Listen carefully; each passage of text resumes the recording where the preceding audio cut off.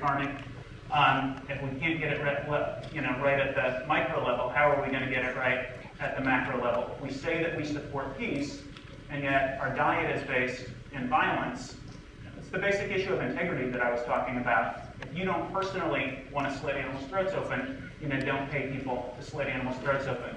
I do think that it's certainly true that we're trying to create a movement, and that perhaps one person going vegan is not going to immediately cause animals not to be slaughtered. But it's a stair-step process. As more people stop eating meat, the price goes down. As the price goes down, fewer animals are slaughtered. And that has positive environmental impacts, positive global poverty impacts, and of course positive impacts for the animals involved. And for each of us as individuals, I think that it's a salve on our consciences as well.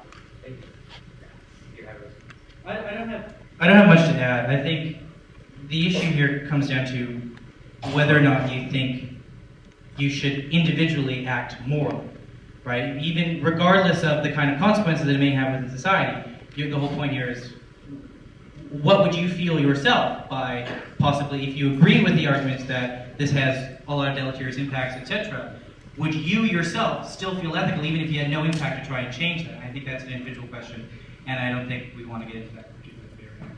And I will say that the exact same argument can be made for anything that any of us does from an environmental standpoint. Like all of us are, I would guess that everybody in this room is trying to decrease their personal support for global warming, that everybody in this room recycles. Why are you doing that, if not for a recognition of both the importance of personal integrity as well as the importance of being a part of the movement that changes things for the good? If you're doing those things and you're still eating meat, I think that you might want to consider the consistency of that.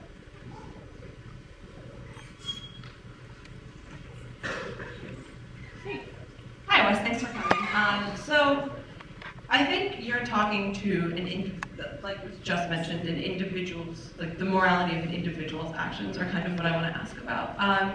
And so please don't talk about social contract theory because I don't think it's particularly relevant. Okay. And I don't think that an individual has to have a right to life in order for it to be unethical for you to kill them. Okay. Anyway, so my question goes back to when we were talking about the fake world versus the real world, your idealized world, and how you were talking about kind of like we don't know exactly know where our food is coming from, and we don't know, say, like the practices of HUDs, even though some of us do. Let's say they don't, because they don't.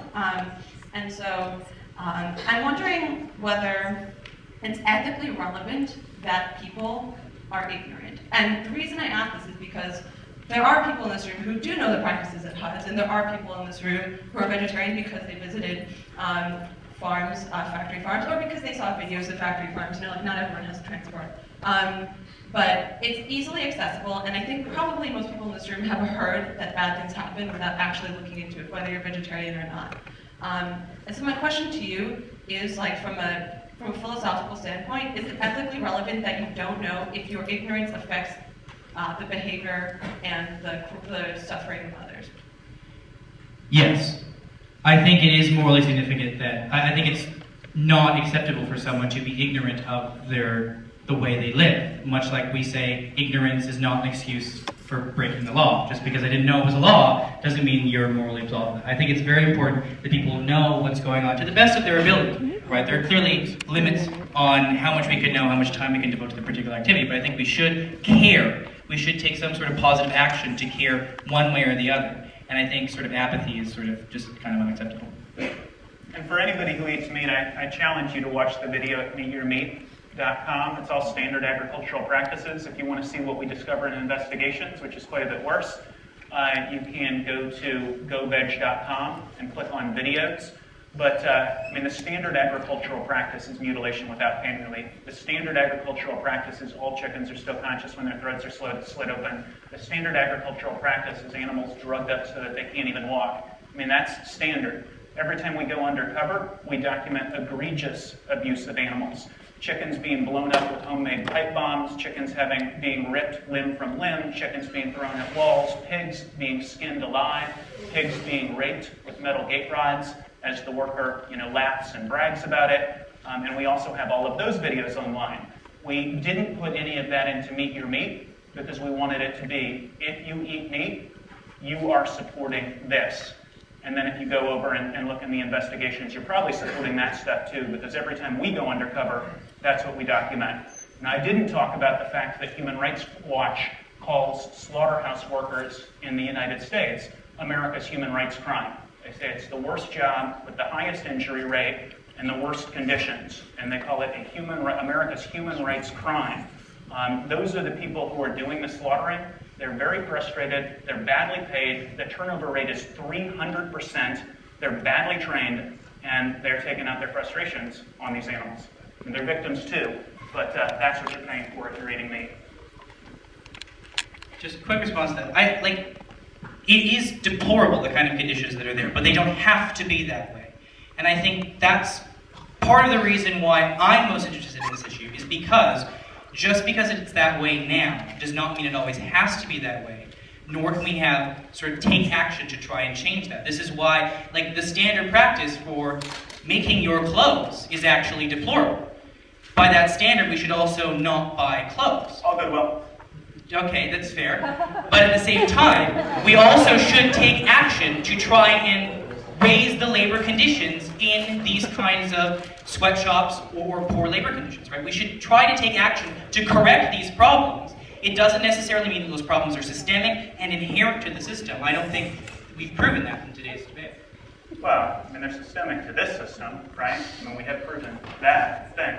And I agree with trying to change them. PETA expends a lot of energy trying to change them and trying to make them less bad. But the reality is, they are what they are right now, and even the best farms are doing what would be felony level abuse if dogs or cats are treated similarly. Of course, none of that addresses the environmental argument. None of that addresses the global poverty argument. But I am a big fan of consuming as little as possible. And other than these uncomfortable shoes, most of my clothing is Goodwill, and everything but my underwear, including my socks, right now is Goodwill.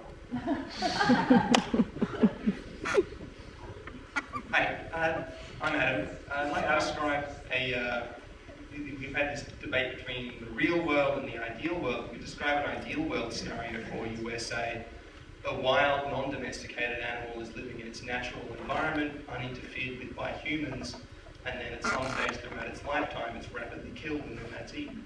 This is perhaps an ideal world scenario you might think is not going on anywhere, but this is what happens in Australia with kangaroo meat.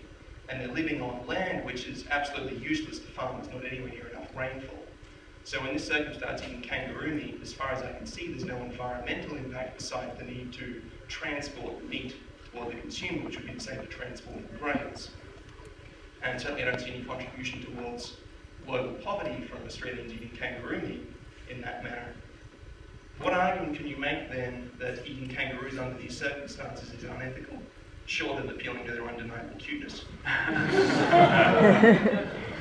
Well, I mean, people sometimes assume that because we're PETA and we hate hunting the worst, because somebody actually goes out there with a gun and shoots the animal. And there are an awful lot of meat eaters who abhor hunting. Like, they can't believe that this is how people spend their afternoons and find it pleasurable. I would argue that the hunter is more ethical than the contract factory farmer, which is what meat eaters are. Similarly, I would argue that killing kangaroos, however cute they are, in the way that you just described, is significantly more ethical or less unethical than eating factory farm animal meat. The environmental argument is largely a product of driving out there